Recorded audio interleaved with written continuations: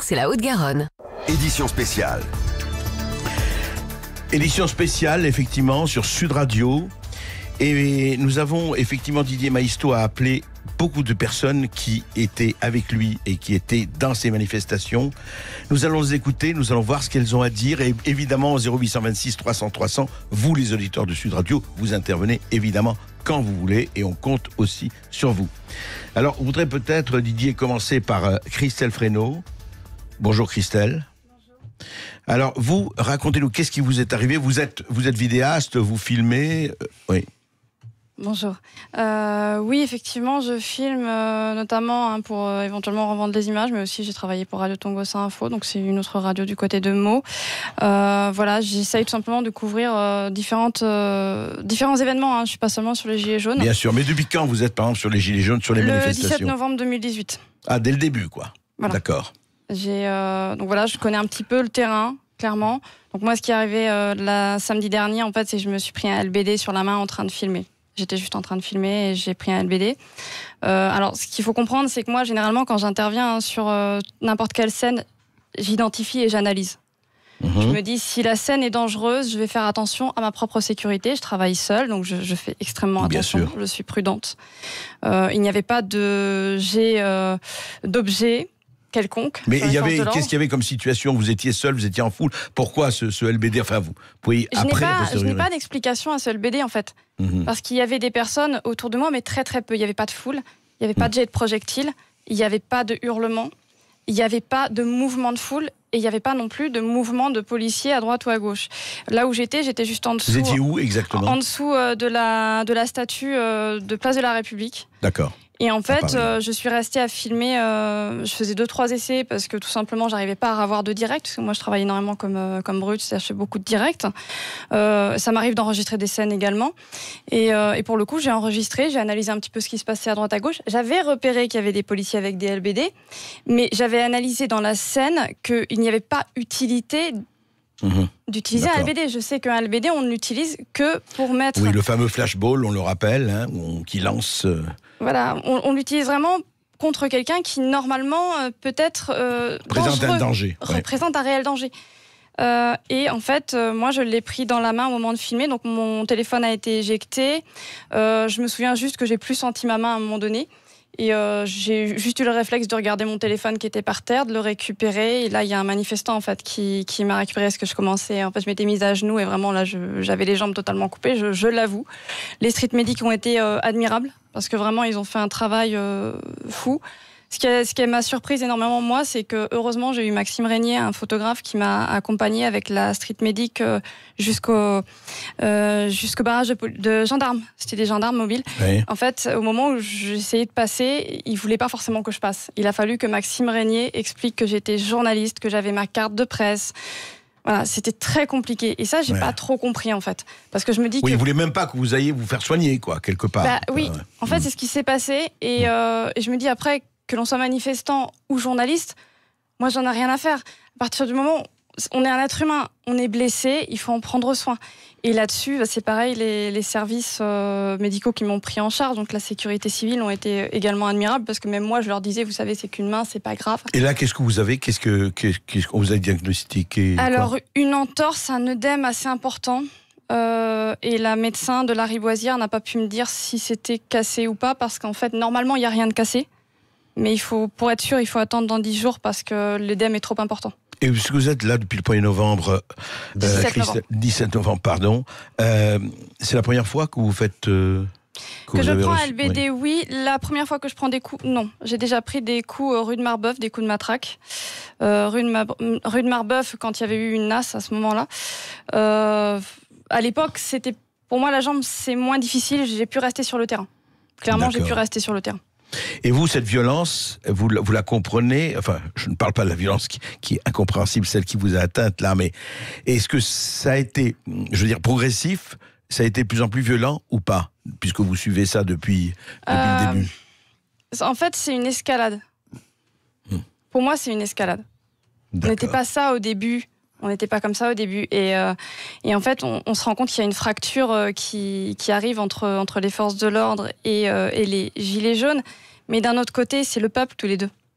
Donc, quelque part, c'est ce que je dis toujours, une réponse sécuritaire, mettre des policiers comme bouclier face aux incompétences potentielles de l'État, je suis désolée de le dire comme ça, mais moi, ça me choque. C'est pas aux policiers de gérer une situation de crise nationale qui est tout simplement humanitaire et sociale. C'est pas eux qui peuvent gérer ça. Et en même temps, comment faire? Parce qu'ils vous disent, oui, mais il faut que l'ordre soit là, les casseurs, etc., etc. Enfin, mais les manifestations pourraient cesser si les mesures nécessaires étaient prises. Évidemment. Tu veux... Oui, il faut peut-être dire aussi que, parce que j'entends beaucoup de choses par rapport à la violence des Gilets jaunes. Sur l'acte 18, par exemple, c'est pas la peine de remonter trop loin, tout le monde savait qu'il y aurait 1500 casseurs, tous les réseaux sociaux embrouissés, c'était annoncé, etc.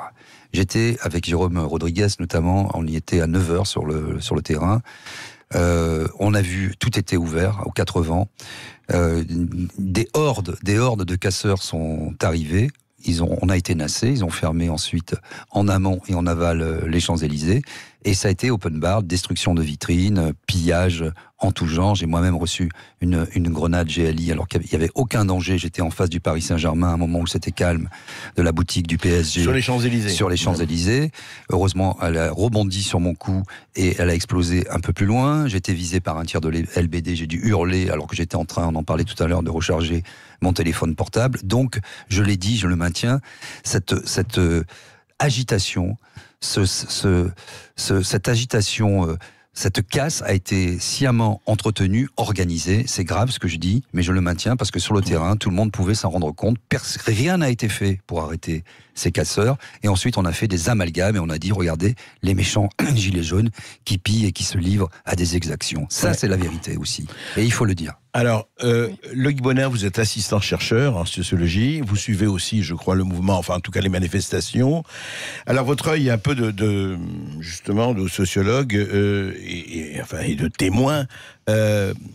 Comment vous comprenez qu'on en soit arrivé là, à cette espèce de tension incroyable, et qu'on en arrive à, effectivement, à embêter, à blesser les porteurs de nouvelles? Alors, moi, ce que je me souviens, c'est... Je relisais mes notes d'observation, et dès l'acte 1, moi je me souviens de l'acte 1 à l'acte 4, les manifestants scandent « la police avec nous ». Puis l'acte 4 arrive comme une fracture, et j'ai l'impression qu'on franchit un nouveau palier à l'acte 18, avec ce changement de préfet, ce changement de doctrine, où on retrouve des policiers de la BAC et de la BRI qui sont vraiment au cœur du dispositif policier et de maintien de l'ordre, et c'est là où effectivement on arrive à un changement dans le degré de violence, de la part des policiers envers les manifestants, et à l'acte 18, on l'a bien dit, de la part de certaines personnes envers les policiers. Vous avez constaté une espèce de rupture, quoi. Quelque chose a changé dans les instructions peut-être données, dans tout cela. Vous avez l'impression que quoi? Qu'on s'est dit, allez, c'est la répression maintenant qui doit jouer d'abord? Alors, je sais pas, j'ai pas eu les ordres qui ont été donnés, bien évidemment, mais le fait que la BAC, qui n'est pas initialement une patrouille qui est la formée... brigade anticriminalité. Exactement. Qui n'est pas formée à faire du maintien de l'ordre, qu'elle soit au cœur du dispositif de maintien de l'ordre, alors qu'elle n'est pas formée pour le faire, ça pose des questions. Ce qu'on remarque aussi à l'acte 23, on en parlait tout à l'heure, c'est le fait que certains policiers de la BAC ne puissent pas être identifiés comme tels. C'est-à-dire que certains policiers de la BAC ne portent pas de brassard orange, police. Ça pose des questions aussi sur leur identification. Et en cela, effectivement, notamment les dispositifs policiers en adéquation avec le maintien de l'ordre, c'est une vraie question à laquelle il va falloir répondre. Dominique Pradalier, vous êtes secrétaire général du SNJ, du syndicat national des journalistes. Vous avez suivi, vous aussi, en tout cas peut-être pas toutes les manifestations, mais quelques-unes. Qu'est-ce qui se passe en ce moment? Parce que jusqu'à présent, et moi je me rappelle, ça ne me rajeunit pas à mai 68, il n'y avait pas, effectivement, en tout cas à mon souvenir, il n'y avait pas cette espèce de... les comparaisons n'est pas raison, je m'arrête là pour la comparaison, mais il n'y avait pas vis-à-vis des journalistes cette espèce de récente agressivité. Qu'est-ce qui se passe, à votre avis? Eh bien, nous constatons malheureusement, pour le déplorer très fortement, que la liberté de la presse a toujours été soutenue par tout le monde, par tous les politiques, même si, dans la réalité, il y avait quelques dysfonctionnements. Mais là, ce n'est même plus soutenu. Depuis quelques mois, les journalistes sont visés par certaines forces de l'ordre. Sont visés en tant que journalistes. En tant que journalistes. On les empêche de travailler de toutes les façons possibles. Nous avons des témoignages, nous avons des photos, des vidéos qui nous permettent de dire... on les empêche de passer, on leur interdit de passer les barrages, on subtilise les cartes de presse, on les injurie, on les agonie de différents noms, etc. Et puis on les vise directement. Alors que, comme le rappelait notre jeune consoeur tout à l'heure, ce ne sont pas des situations d'affrontement, ce sont des situations que nous pourrions qualifier de au repos. C'est-à-dire que il n'y a pas affrontement. Il y a pas, c'est pas au milieu d'une charge, c'est pas au milieu d'affrontement du tout. Et on voit qu'ils sont directement visés. Donc nous avons interpellé à plusieurs reprises les ministres concernés, c'est-à-dire Christophe Castaner et Franck Riester pour ne pas les nommer, et on nous a donné des assurances. Et ça a été bien pire après, bien pire. Et samedi dernier, par exemple, il y a une dizaine de journalistes qui nous ont signalé, on l'a vu, qui a été empêché de travailler directement. C'est-à-dire que non seulement l'escalade dont parlait ma jeune consoeur tout à l'heure est réelle, mais en plus, malgré toutes les alertes, malgré tous les messages que nous envoyons aux autorités, d'abord elles ne répondent pas, et ensuite elles font pire.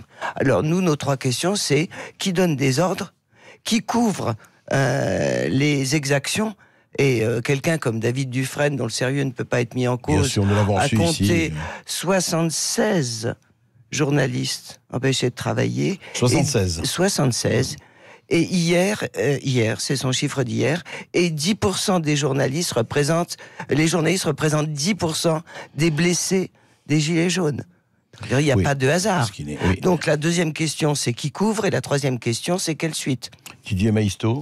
Oui, et puis je pense qu'il y a aussi une dichotomie, une scission, une fracture importante entre les journalistes de terrain, qu'ils soient ou non professionnels, donc qu'ils aient ou non une carte de presse, c'est pas un sésame, comme je le dis souvent, et les éditorialistes qui sont sur les plateaux de télévision, qui s'adonnent, en découvrant les tendances sur Twitter, un vocabulaire, je dois dire, des plus détestables.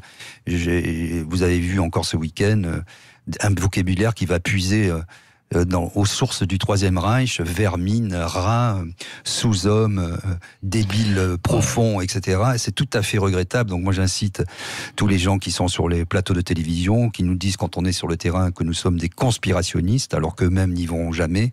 Ceux-là font beaucoup de mal à une profession qui est injustement décriée pour les gens qui sont sur le terrain, et très justement décriée pour les personnes qui touchent 100 fois le salaire de ces premiers maillons qui sont de la chaîne, qui sont sur le terrain. C'est la même chose pour les policiers, je dois le dire, bien souvent. On ne peut pas être journaliste et policier et être la voiture balai de la société. C'est un problème politique qui doit être géré de façon politique. Et puis le peuple reste le peuple, qu'il soit d'un côté ou d'un autre, et surtout, effectivement, ne pas se livrer à des projections imbéciles. Nous avons Olivier qui nous appelle de Nice, qui a un site qui est Olive. Bonjour Olivier. Bonjour à vous. Alors Olivier, votre sentiment sur ce qui se passe en ce moment, par rapport justement, on ne va pas parler sur le mouvement des Gilets jaunes en général ou les manifestations, mais par rapport aux gens, effectivement, carte ou pas, qui se veulent porteurs d'informations, qui sont là pour poser question à tout, hein. Albert Londres, la plume dans la plaie. Quel est votre sentiment ?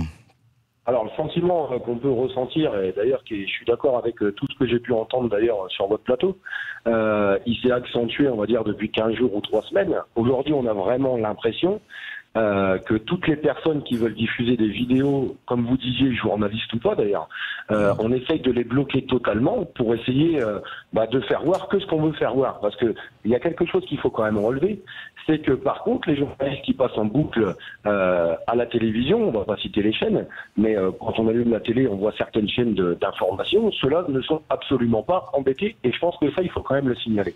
Par contre, tous les journalistes indépendants ou les gens qui prennent un téléphone pour faire du live, moi-même, d'autres, on est beaucoup à le faire, on voit bien qu'il y a vraiment aujourd'hui une répression totale envers ces gens-là. Même des gens qui ont une carte de presse avec un casque marqué en gros presse dessus, enfin c'est des gens qui sont quand même visibles, on voit bien qu'ils sont considérés d'ailleurs comme tout le monde, comme tous les manifestants, et traités de la même manière. Vous en avez été témoin, vous Olivier ?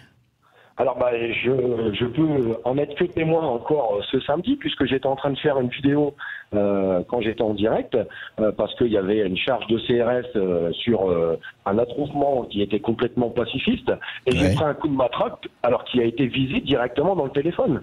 Il n'a pas été visé ailleurs, ils ont explosé mon téléphone. Ils ont explosé mon téléphone. Et je pense que ça leur fait grandement plaisir. Oui. C'est, en tout cas, viser effectivement les instruments d'information, ce n'est pas la meilleure manière de rétablir et d'arriver, je ne dirais même pas une harmonie, ne parlons pas d'harmonie, mais de faire son métier de démocratie. En tout cas, ça pose véritablement question.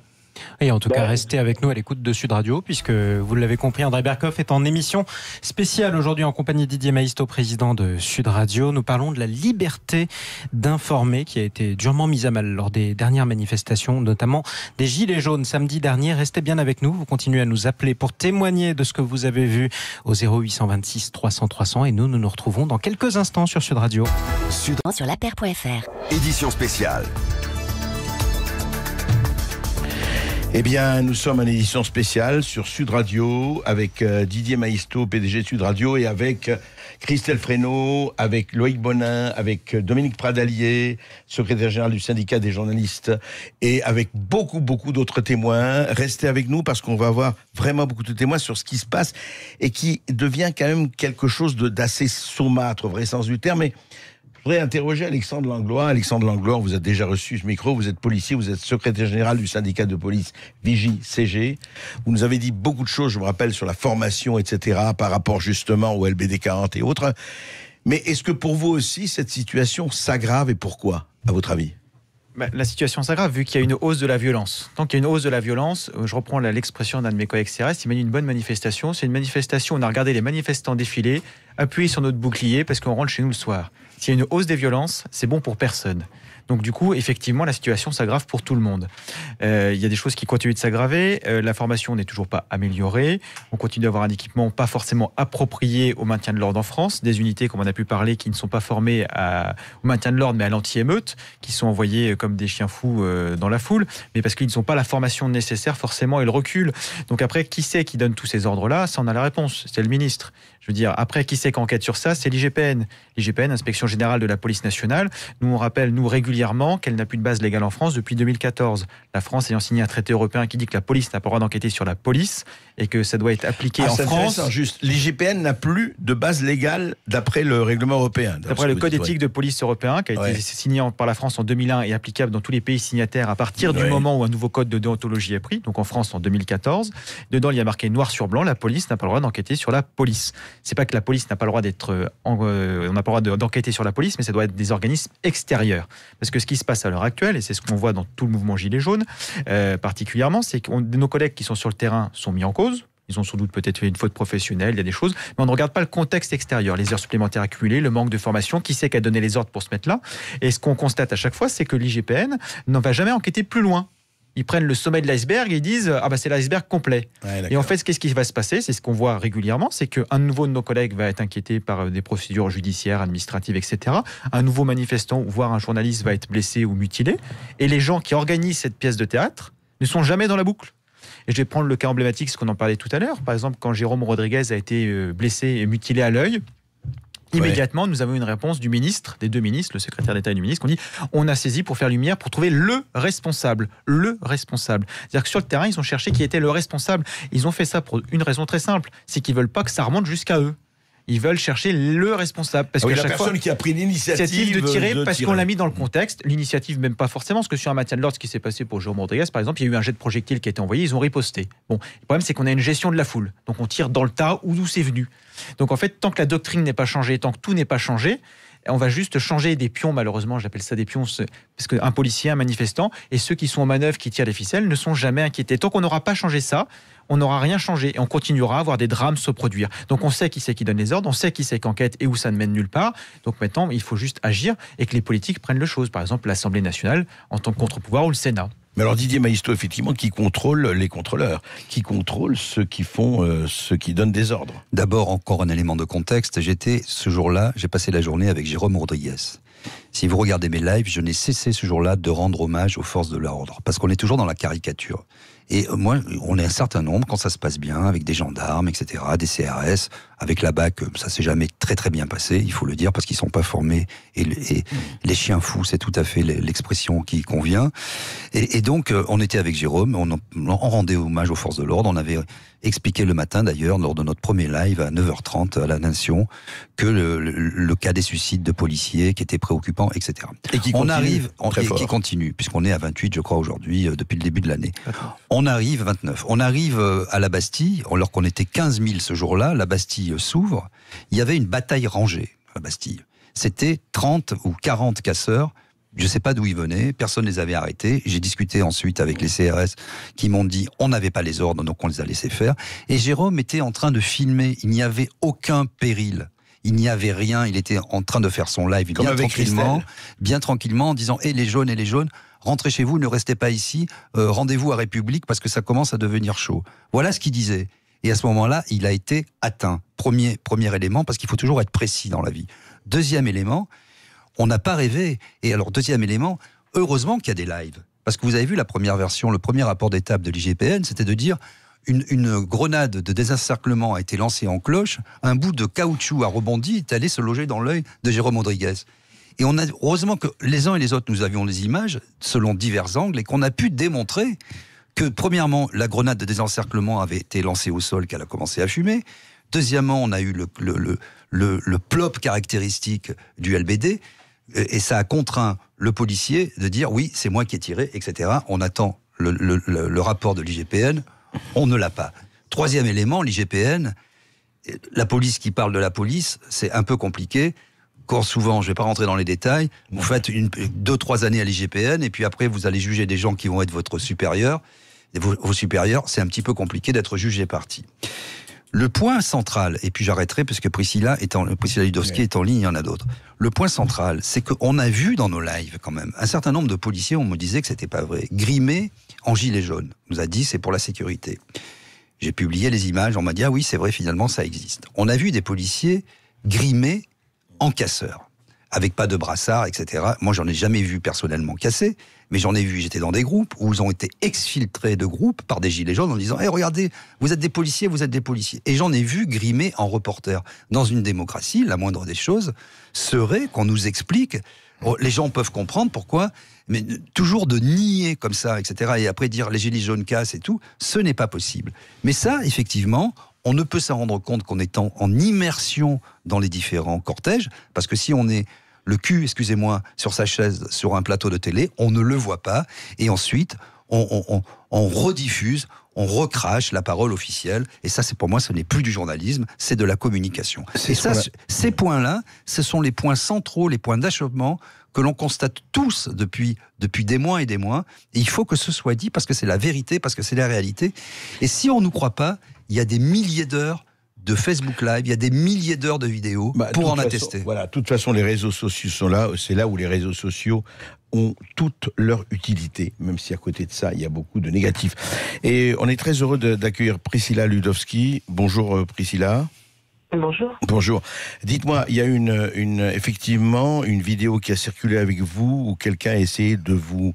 racontez-nous juste comment c'est. Alors ça, je rappelle que vous êtes à l'origine, enfin vous et quelques autres, à l'origine du mouvement des Gilets jaunes, hein, on le sait, historiquement, il y a quelques mois. Mais je voudrais savoir qu'est-ce qui s'est passé exactement. C'était avant samedi. On a vu les images. Qu'est-ce qui s'est passé, Priscilla Ludowski ?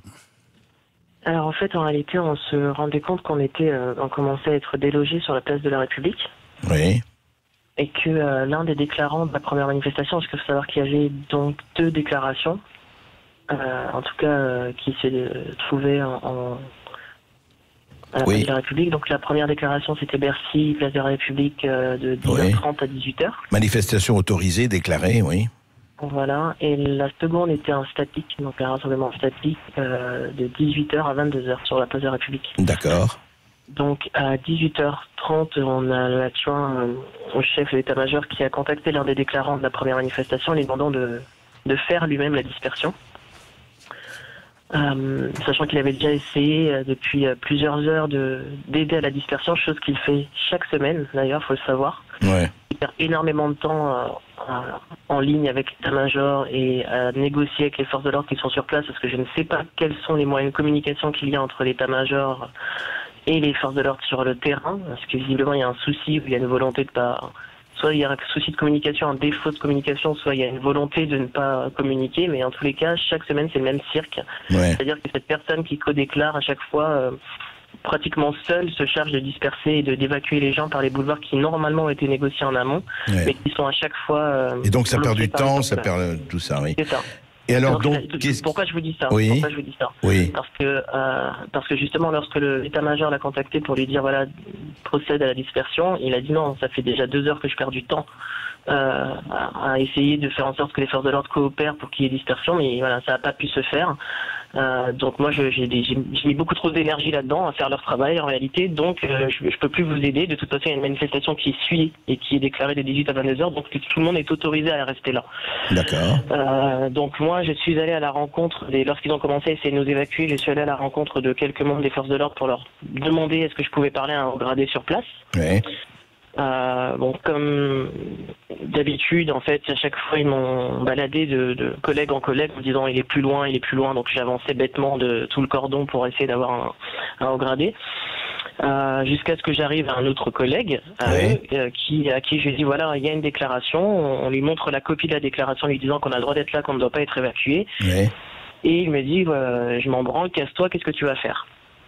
Donc voilà, moi je commence à m'énerver, je dis qu'il ferait mieux de se détendre parce qu'on est on s'est autorisé, on est là, on n'a pas à être évacué. Comment je fais pour expliquer aux gens qu'on est évacué alors qu'on a le droit d'être là, que tout le monde est au courant qu'on avait le droit d'être là? C'est des choses qui pourraient tendre à échauffer les esprits. Et il vous répond quoi à ce moment-là? Et en fait, il me répond pas, son collègue juste derrière lui met en face de l'œil droit une bombe lacrymogène et appuie et voilà, je me suis fait gazer l'œil, enfin tout le visage. Carrément, il vous a je veux dire, à bout portant, comme on dit, il vous a... Ah ouais, carrément, d'accord. C'est ça. Donc après, j'ai été ensuite aidé par les strict médicaux sur place. Priscilla, dites-moi... juste un mot, maintenant avec le recul, on parlait de tout ça. Vous aussi, on parle de ça et tous nos interlocuteurs ici sur Sud Radio, sur le plateau et ailleurs, disent qu'il y a une accélération, il y a une montée de la violence.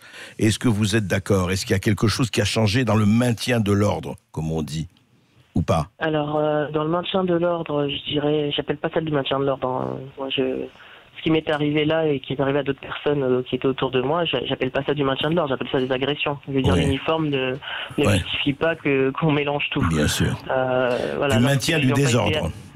Ouais, éventuellement.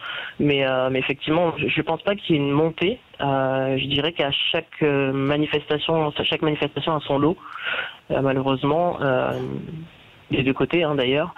Mais non, en fait, tout à l'heure, je vous écoutais un petit peu décrire quelques cas de violence policière. Et effectivement, moi, ce qui me frappe particulièrement, c'est qu'au-delà des vraies actions de maintien d'ordre face à des agressions physiques, on a, à côté de ça, de l'abus de pouvoir et de l'excès de zèle. Et ça, c'est une réalité. Ouais. Et moi, je fais la distinction entre ces deux cas-là, c'est très flagrant, et d'autant plus, comme disait, je sais plus qui c'est qui s'exprimait, qui disait, voilà, il y a des lives qui existent, qui prouvent les choses. Même avec Maïsto, ça, voilà. Mais DJ disait, même avec ça, c'est assez compliqué de se défendre et on se sent impuissant en fait parce que quoi faire, que faire pour que ça s'arrête au-delà du maintien de l'ordre? Comment faire pour que quand on se présente devant un cordon, comme on a parlé à un haut gradé, pourquoi il ne se présente pas? Pourquoi les personnes qui sont dans le cordon de sécurité n'ont pas leur matricule? Enfin, il y a des choses qui sont pas normales, quoi. Et juste, Priscilla, est-ce que quand vous avez entendu, parce que vous savez, un certain nombre de médias ont fait un grand truc sur quelques personnes qui disaient suicidez-vous, et ça, justement, d'ailleurs, suscitait une émotion et même un scandale, mais on n'a pas du tout employé l'autre mot qui était ne vous suicidez pas, et beaucoup de gilets jaunes ont dit ça, rejoignez-nous, ne vous suicidez pas. Qu'est-ce qu'il y a eu exactement là-dessus? Il y a eu vraiment des appels comme ça, suicidez-vous, enfin, c'est une montée de la violence, c'est quoi? C'est le ras-le-bol, c'est quoi? Moi, personnellement, j'interprète ça comme effectivement une montée de la colère, pas de la violence, je dirais de la colère, et je pense que là, effectivement, c'est à une échelle beaucoup plus importante, c'est un groupe, c'est dans le cadre d'un mouvement, etc. Mais si on le transpose face à un individu qui monte en puissance au niveau de sa colère, c'est un peu comme quand on prononce des mots qui dépassent la pensée par colère. On peut dire beaucoup de choses qui dépassent la pensée, on peut dire beaucoup de choses qui sont éventuellement regrettées après, mais je parlerai pas à la place des gens qui ont prononcé ces mots, mais j'imagine que quand on est très en colère et qu'on se retrouve dans une situation où on est pas mal agressé et pris à partie, forcément peut-être que les mots peuvent dépasser la pensée. Mais en l'occurrence, oui, on a beaucoup été interrogés sur ce sujet-là. Ouais.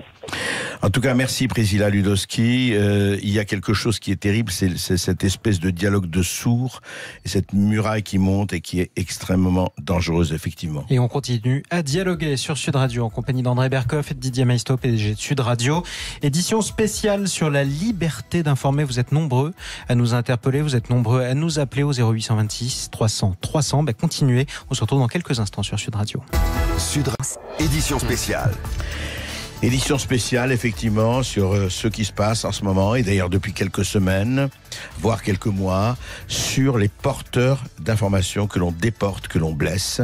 Qu'est-ce qui se passe? Les violences des deux côtés. D'ailleurs, il ne faut pas oublier aussi les violences envers les policiers, mais il ne faut pas oublier aussi les 27 éborgnés, tout ce dont on a parlé, les mains et les pieds envolés ou presque. Alors nous avons avec nous Chris Nouaille. Bonjour Chris.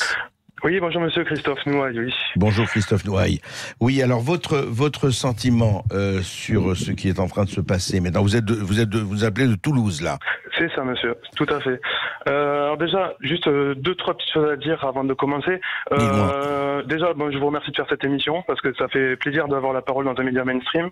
Ensuite, je ne représente rien ni personne. Je suis simplement quelqu'un qui va filmer le dimanche. Je ne suis pas gilet jaune, je n'ai jamais porté de gilet jaune. Ça ne veut pas dire que je ne suis pas d'accord avec la plupart des revendications ou quoi. Non, je comprends. Voilà, donc j'ai un point de vue. Vous êtes un citoyen français. Voilà. Je suis un citoyen français qui n'était pas là sur les premières manifestations. J'ai débarqué vers l'acte 10 à Toulouse, justement pour voir ce qui se passait parce que je comprenais pas ce qu'on entendait dans les discours officiels et ce que je voyais notamment sur Facebook en fait. Voilà. D'accord. Donc, pardon. Oui, vous avez débarqué maintenant et qu'est-ce que vous avez vu alors? Justement, c'est d'autant plus intéressant. Alors voilà, ce qui s'est passé, moi, je vais vous expliquer. En fait, je suis allé avec un point de vue complètement neutre. Ensuite, de par mon passé, j'avais un point de vue, on va dire, très positif sur les forces de l'ordre. Voilà, je m'étendrai pas là-dessus. Je voyais quand même des choses qui me chagrinaient. Donc, j'ai décidé d'aller voir de moi-même ce qui se passait. Ouais. Et un jour, donc, je me retrouve à François-Verdier, à Toulouse, qui est bien connu des Toulousains. En fait, les manifestations se passent toujours par là, Saint-Jean Jaurès et tout ça. Ouais. Et il y a quelqu'un qui s'amuse avec des feux d'artifice et puis d'un coup, bim, on s'en prend sur la tête, de partout, ça nous tombe dessus. Je me dis mais qu'est-ce qu'il fait cet abruti quoi? Il y avait un monde de fous, c'était n'importe quoi. Et en fait, non, c'était la gendarmerie qui nous tirait dessus. Et à coup de quoi? Il vous tirait Alors, en fait, là, il tirait des lacrymogènes. D'accord. Avec les lanceurs Cougar, il tirait en l'air et ça nous retombait sur la tête. Il n'y a eu aucune sommation, et il se passait rien. Et là, je me suis retrouvé citoyen français qui fait rien de mal, qui suis pas protégé, qui a rien dit, qui a rien fait, il se passait mais vraiment rien. Les petits feux d'artifice dont je viens de parler, ils étaient en l'air et c'était des petits poc-poc, ça faisait rien du tout. Et on se fait tirer dessus. Donc là, je me dis, mais attends, il y a un souci, quoi. Et là, en fait, j'étais en vélo, je repars, je longe le banc du canal, je retourne plus loin, j'arrive à côté de Jean Jaurès, dans une petite rue. Je vois une grosse partie du cortège qui passe tout à fait calmement. Il y a ma vidéo, je me fais pas de la pub, c'est une page que je ferme, mais c'est la première vidéo que j'ai mise justement sur la page que j'ai créée ce jour-là, qui s'appelle Gilets jaunes Toulouse Média. Voilà, c'est une petite page que j'ai fermée, hein. C'est vraiment pas de faire de la pub, mais c'est la première vidéo pour dire que ce que je dis est vrai. Oui, et non, en fait, on y voit. important de le dire. On y voit. Excusez-moi, mais je raconte une histoire parce que je pense que c'est quelque chose que beaucoup de gens ont vécu en fait. Et là, je vois arriver des CRS. Ouais. Pareil sur le côté. Moi j'étais spectateur en fait, hein. J'étais à 30-40 mètres de la main du cortège qui passait, donc une petite rue. Et il y a des badauds qui regardaient ce qui se passait, ils voient les CRS débarquer de la petite rue. Et là les CRS d'un coup se mettent à tirer partout. Il y en a un CRS qui se pointe qui nous pointe son lanceur Cougar vers notre visage. Il était à 15-20 mètres de nous. Je me dis, mais qu'est-ce que tu fais, quoi? Mais n'importe quoi. Alors que moi, je faisais partie de simples passants. Il y avait peut-être 2 gilets jaunes, et le reste, il y avait que des passants, un gars en vélo, un gars qui filme. Il y avait rien. Et là, pour la première fois de ma vie, j'ai eu peur d'un uniforme, vous voyez? Et ça m'a fait extrêmement bizarre. Ils ont gazé donc tout le monde. Et juste une minute après que je coupe la vidéo, je vois arriver les médics avec quelqu'un blessé au niveau de l'œil, une grosse tache blanche autour de l'œil. Voilà. Et je les ai vus faire les tirs tendus au Cougar. Et là, j'ai été extrêmement choqué. C'est ce qui m'a motivé à continuer à venir filmer ce qui se passait. Que j'ai continué à faire. Et maintenant, pour ma petite expérience personnelle, parce que votre émission porte sur l'évolution des actes. Et bon, je vais vous parler de Toulouse, parce que Toulouse, maintenant, je connais un petit peu, j'y suis depuis environ la Toulouse, comme je vous dis. Et moi, ce que je vois, c'est que les manifestations, les cortèges restent à peu près stables en fréquentation, sauf il y a 3 semaines quand il a plu, qu'on a dit qu'il n'y avait vraiment pas de monde. D'accord, c'était vrai. enfin, ça reste mais stable, sinon, les cortèges sont très stables. Un truc qui a fait parce qu'il faut en parler de ça aussi, qu'est-ce qui fait que BFM, ça sont aimés, c'est que moi, je les ai filmés en live, je suis allé les voir, j'ai dit, est-ce que vous êtes BFM? Je savais que c'était eux, mais les gens me le disaient en live, en commentaire. Ils m'ont dit non. Ils étaient là quand il s'est passé des scènes extrêmement choquantes, ainsi que CNews. Et le soir, je rentre chez moi, le soir, à 2-3 heures du matin, je rentre chez moi, j'allume les 2 chaînes, je regarde quelques centaines de personnes à Toulouse. Le cortège s'est fait un peu gazer, puis ça a été dispersé complètement vers 20h30, alors que ça a été un massacre total. Je peux vous dire que tout le monde est traumatisé à Toulouse. Contactez n'importe quelle équipe de médics, n'importe quel manifestant. Regardez les lives que je fais sur Facebook. Tout le monde vous dit que tout le monde est traumatisé, quoi. C'est un truc de fou. Et alors, ce qui est très intéressant, et là, je m'adresse aux forces de l'ordre, messieurs les forces de l'ordre, qui est là pour nous protéger, n'est-ce pas? Ce qui s'est passé, c'est que là, je me suis retrouvé à passer. En fait, on m'a proposé de filmer sur une page, Facebook qui a plus de Christophe, malheureusement, on vous a écouté, c'est très important. Et merci en tout cas de votre témoignage. Nous avons beaucoup de témoignages qui s'accumulent. En tout cas, il y a un vrai problème, vous l'avez décrit. Effectivement, c'est pourquoi à un moment donné un cortège passe et pourquoi il y a cette espèce de déluge. Et pourquoi on s'en prend aux gens qui filment aussi, monsieur? Parce que du coup, maintenant que mes vidéos ont été pas mal vues, j'ai été pris 3 fois à partie par les forces de l'ordre le samedi dernier. C'est quand même pas normal. Je me suis pris des coups de matraque dans le dos, des coups de bouclier. Un CRS m'a attrapé alors que j'étais en train de les filmer, en train de prêter assistance à quelqu'un qui était inconscient par terre. J'étais en train de dire que le monsieur était inconscient, mais c'était pas dû à une interpellation, que j'étais pas en train d'interpeller. Le CRS est venu, m'a attrapé par l'épaule, il m'a dit, mais monsieur, on sait qui vous êtes, je sais plus ce qu'il m'a tutoyé, mais en gros, on sait ce que vous êtes, on sait qui vous êtes, on sait ce que vous dites, les commentaires sur Facebook et tout, on vous a à l'œil et tout, il me dit tout ça, alors que j'étais en train de montrer quelque chose qui faisait de bien. Et à la fin de la journée, je me suis fait interpeller par les gendarmes qui en fait m'ont dit non, c'est bon, vous pouvez partir 10 secondes après, mais juste pour mettre la pression. Voilà, c'est une honte de s'en prendre aux gens qui filment, c'est la seule arme qu'on a, et moi je continuerai, voilà. Merci Christophe, et continuez effectivement. Et nous avons juste dit avant, nous avons Kamel Amriou qui est avec nous. Bonjour Kamel. Oui, bonjour. Je salue les auditeurs et auditrices qui interviennent. Bonjour, vous êtes le CNR, le Conseil national de la résistance des Gilets jaunes. Oui. Vous alors, ce qui se passe depuis justement quelques mois, mais par rapport justement aux porteurs d'information, notre émission, ça ne veut pas dire que l'on oublie le reste, loin de là, et on en a parlé avec Christophe Noailles, ce qui se passe. Pour vous, ça évolue vers quoi? Qu'est-ce qui se passe en tant que témoin, en tant que participant? Vous trouvez que les choses sont stagnantes? C'est un statu quo qui a l'air d'aller répression par répression, etc., ou ça bouge? Écoutez, moi, il y a un parallèle que je veux vous faire. Vous me direz, mais il ne peut pas exister. Moi, je regarde dans notre démocratie, dans notre pays, qui est la France, ce qui est en train de se passer et ce qui est en train de se passer en Algérie. Vous avez un peuple qui manifeste, ils sont plusieurs millions et il ne se passe quasiment rien. Chez nous, quelques milliers de personnes, quelques centaines de milliers sont en manifestation. Vous avez une répression qui ressemble à ces manifestations ou cette répression qui existait dans les pays que nous avons les uns et les autres condamnés. Donc moi, il me semble que même si les mots sont des fusils chargés, et là j'interviens parce que je voudrais réagir à ce qui a été dit ce week-end où plusieurs gilets jaunes sont intervenus, il est bien évident qu'on se doit d'avoir du respect. On ne peut pas utiliser des mots qui vont à l'encontre de ce que nous sommes, de ce mouvement. Vous pensez juste, Kamel Amriou, vous pensez à suicidez-vous, c'est ça?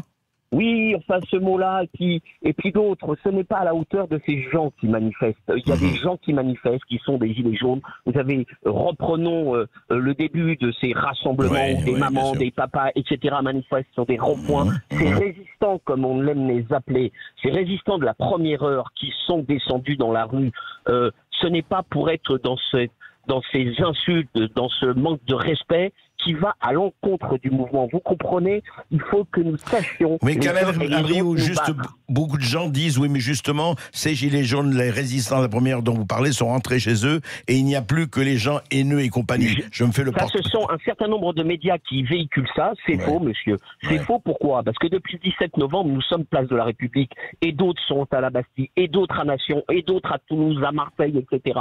C'est faux. On veut faire croire qu'effectivement, il y a une démobilisation. Non.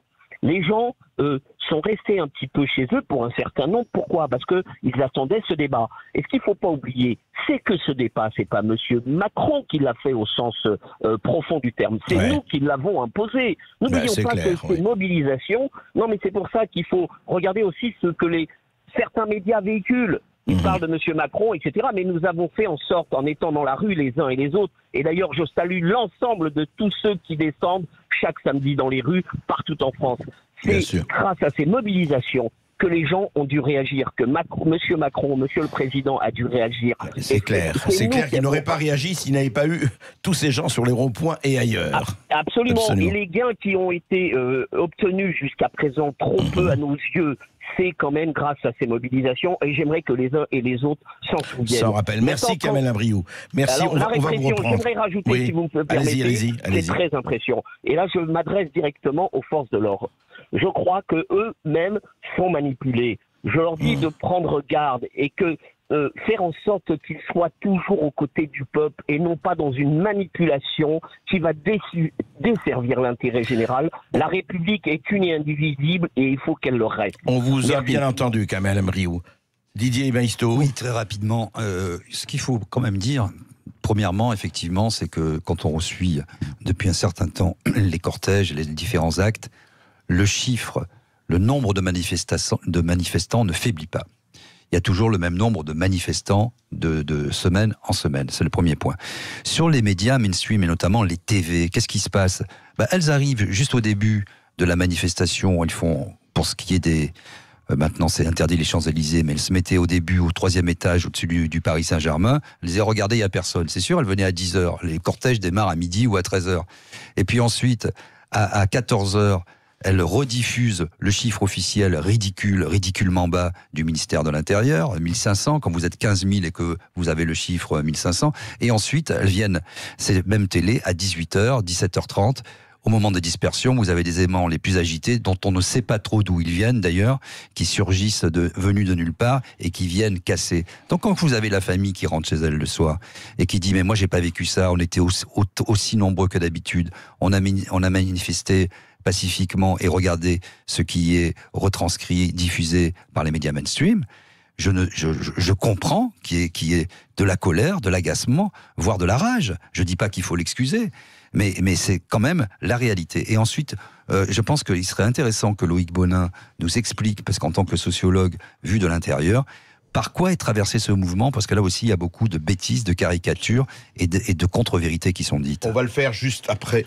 Oui, il nous l'expliquera juste après Loïc Bonin et nos autres invités nous l'expliqueront juste après les informations dans quelques instants sur Sud Radio. Restez bien avec nous les amis.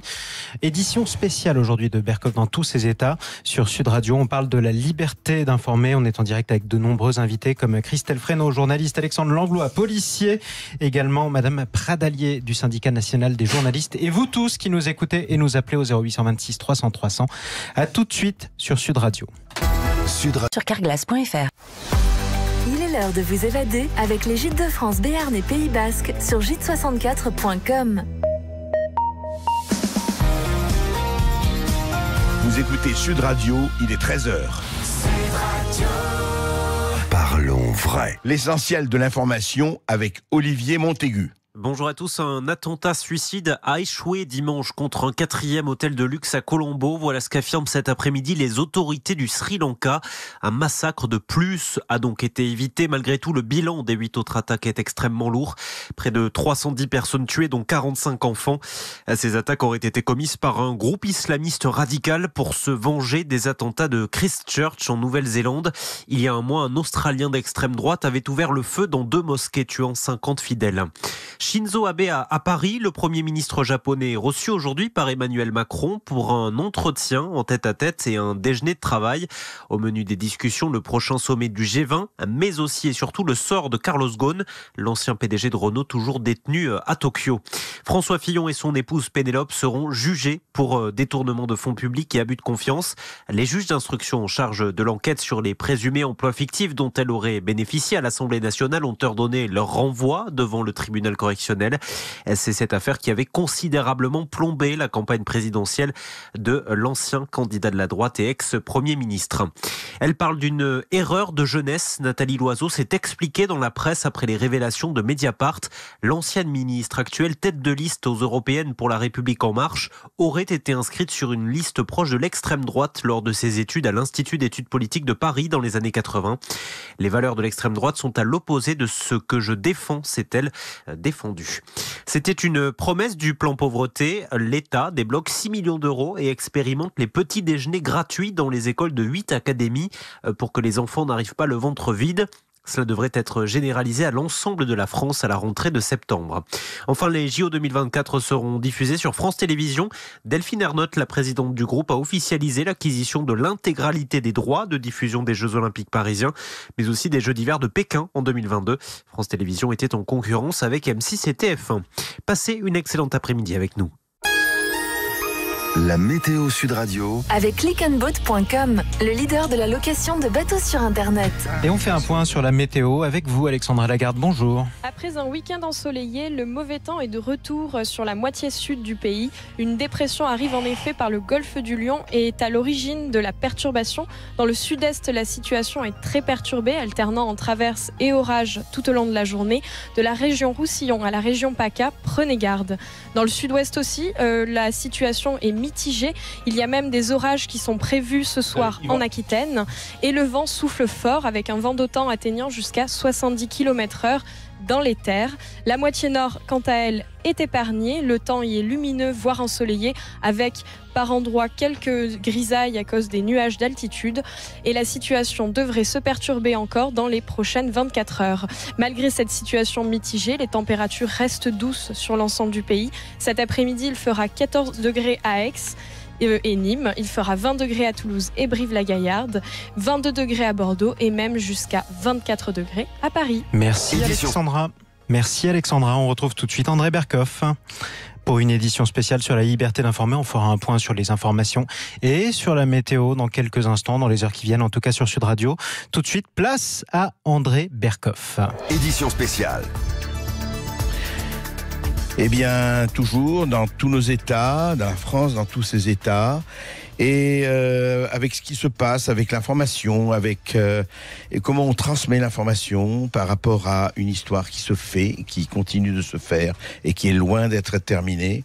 Nous avons un téléphone, Yvan Le Bolloc. Bonjour Yvan. Bonjour. Bonjour. Bonjour. Alors, Yvan Le Bolloc, si j'ai bien compris, vous remplacez Jean-Michel Apathy, c'est ça? Quelle bonne nouvelle. Non, c'est bien ça. Ça, franchement, c'est une nouvelle qui me réjouit, je peux vous le dire. Il était empêché, monsieur Apathy. Oui, non, mais Yvan est toujours là pour... Non, on ne peut pas être méchant, mais enfin, c'est intéressant à un moment donné, c'est vrai. Il y avait un vide, il y a un plein, c'est pas mal. Non, mais Yvan Le Bolloc, vous êtes... Vous faites allusion au fait que hier matin, j'étais devant le commissariat du 12e. Au lieu d'aller chercher les œufs dans le jardin, j'étais là avec des camarades, des confrères, des citoyens attentifs au respect de la liberté d'informer, la liberté de la presse, parce que figurez-vous que un jeune journaliste, un preneur d'images, un GRI, comme on dit, Gaspard Glanz, qui travaille donc comme journaliste indépendant, et avait été enfermé suite à un comportement peu approprié visiblement face aux forces de l'ordre, puisque voilà, on parle d'un doigt d'honneur. Oui. On appelle, mais Yvan Le Bolloc, on appelle ça la déclaration des doigts d'honneur de l'homme. Voilà. C'est peut-être pas le mieux, mais enfin bon. Non, mais et alors ça vous a fait réagir, donc, ça? Ouais. Bah oui, ça m'a fait réagir parce que aujourd'hui, je vous pose une question, André et Didier. Comment on fait pour s'informer?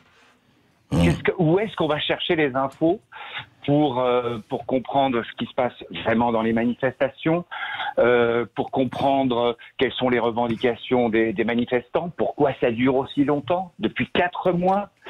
Et la seule réponse que je vois pour l'instant, c'est les réseaux sociaux. Moi, je m'informe sur les réseaux sociaux.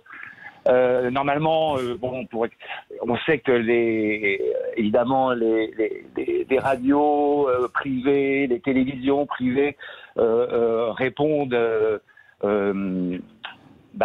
à un devoir par rapport à l'actionnaire. Pour savoir comment tu manges, ce que tu as dans ton assiette, c'est qui te donne à manger. C'est aussi, hélas, aussi trivial que ça. Et j'en veux pour preuve la dernière illustration qui est quand même magnifique. C'est le reportage sur la popularité d'Emmanuel Macron au Touquet. Oui, vous avez vu ça sur C8 ? Oui, avec Alexandre Benalla en guest star, ce qui fait que ça avait été filmé un peu plus tôt, enfin quelques mois plus tôt. C'est assez amusant, franchement. Enfin, amusant, si on veut. Mais dites-moi, Yvan Le Boc, vous avez dit quelque chose de... Non, mais c'est important, en fait, comment s'informer ? Et c'est une vraie question, ça. Où on s'informe et comment on s'informe ? Ça concerne tout le monde. Alors en fait, j'ai bien quelques idées à vous proposer. Comme je le disais tout à l'heure, qui paye le journaliste ? Qui paye l'éditorialiste ? Si vous n'avez pas une espèce de souscription coopérative d'usagers qui veulent avoir une information indépendante, genre Mediapart, je ne vois pas d'autre solution en fait. Je ne vois pas d'autre solution que de se tourner vers des médias, entre guillemets, dits participatifs. Parce que là, il n'y a pas d'actionnaire majoritaire. Enfin, j'ose l'espérer. Et il y a aussi une autre sorte... Oui, allez-y. Pardon. Et du coup, on voit bien l'importance et le côté absolument indispensable de Mediapart. Si Mediapart n'est pas là, juste un mot, Yvan. Il n'y a pas que Mediapart. Moi, je crois que ce que vous dites, la chose la plus importante, et c'est pas pour citer Sud Radio, mais il faut le dire, la chose la plus importante, c'est d'avoir des actionnaires qui ne sont pas dépendants de l'État pour leur business. Tout le problème est là. C'est-à-dire que vous savez qu'en Amérique, il y a une loi, mais c'est une loi. Ils n'ont pas le droit, quelqu'un qui a une radio, une télévision, un site, quoi que ce soit, il ne peut pas avoir un quelconque média et posséder un quelconque média s'il fait des affaires avec le gouvernement américain, quel qu'il soit. Oui, vous voyez la différence, et on ne va pas citer des noms. Je veux dire, ça change tout, quoi. À partir du moment où vous n'êtes pas tributaire, effectivement, de la politique de l'État, ça change tout. Et c'est pas pour faire de la pub à Sud Radio, c'est pour ça qu'à Sud Radio, on peut faire des émissions de ce genre. Ce que je veux dire aussi, peut-être, par rapport... Bonjour Yvan. L'idée aussi, quand on parle du service public, c'est un peu quelque chose en trompe-l'œil. Parce que je regardais l'autre fois une émission où on a été vilipendé, mis à l'index, etc., sur France 5, pour ne pas la citer, c'est à vous. Bon, c'est une émission qui est diffusée par le service public, produite par une boîte privée, dont les actionnaires ont aussi un fonds proche du pouvoir actuel. Donc, quand on paye une redevance et qu'on pense regarder une émission sur le service public, en réalité, elle est produite par une boîte privée avec des intérêts proches du pouvoir et les gens se régalent, etc. Moi, par exemple, il y a l'ancien patron de Canal+, qui intervient souvent dans cette émission. Quand vous regardez bien les choses attentivement, il est président du conseil de surveillance de la société du fonds qui abonde, qui lève de l'argent pour produire des émissions. Et après, on nous dit c'est le service public. C'est encore plus grave sur le service public, je dirais. Et quand je vois aujourd'hui l'acharnement, parce qu'il n'y a pas d'autre mot, d'un certain nombre d'éditorialistes qui opèrent sur le service public, je ne vais pas citer des noms, par charité, puisqu'on sort de Pâques, et qui se livrent vraiment à des descentes comme ça en règle, avec un vocabulaire tout à fait odieux pour qualifier le mouvement des Gilets jaunes, je me dis qu'on a un sérieux problème de démocratie. Je voudrais donner la parole à Loïc Bonin. Loïc Bonin, vous êtes chercheur. Alors, essayons d'analyser un peu tout ça. Qu'est-ce qui se passe et qu'est-ce qui peut se passer ? Mais tout à l'heure, M. Berkoff, vous disiez, en vous faisant l'avocat du diable, vous disiez que les médias mainstream consistaient à dire, pour décrédibiliser, que ce ne sont plus les mêmes gilets jaunes, plus les gilets jaunes de la première heure. Ceux qui sont sur les ronds-points le 17 novembre sont rentrés chez eux. Nous, ce qu'on constate lorsqu'on fait des entretiens, lorsqu'on passe des questionnaires, c'est qu'en réalité, ce sont les mêmes personnes. Et ces mêmes personnes-là, bien évidemment, en 5 mois, il y en a qui ont pu s'arrêter, 5 mois de mobilisation, vous vous rendez compte ? Mais on retrouve quand même des fractions de classe qui sont très importantes. Alors pour les hommes, c'est les métiers de la route, les chauffeurs, les caristes, les garagistes, les mécaniciens. Pour les femmes, c'est plutôt les métiers du soin, aide-soignante, infirmier, assistante maternelle. Mais en fait, et tout ce discours-là des médias mainstream à se focaliser pendant 8 heures sur un slogan, sur une petite phrase, ça consiste à nier leur existence propre et nier leurs revendications. Or, nous, quand on fait des entretiens 2 heures à les écouter sur leurs pensées politiques, sur leur perception des institutions politiques, on voit qu'ils ont des revendications qui sont claires. Alors ça passe par la justice fiscale, alors ça peut passer par l'ISF, ça passe par la CSG, ça passe sur l'indexation des retraites sur l'indice des prix, ça passe sur la rélévation du quotient familial, mais c'est des revendications qui sont claires et qui ont le mérite d'être exprimées. Et en fait, ce qui est dramatique, c'est que leur première des revendications, aujourd'hui, ça consiste à dire « Bonjour, on a des revendications, écoutez-nous » en fait. On revient au point de départ qui est « écoutez-nous ».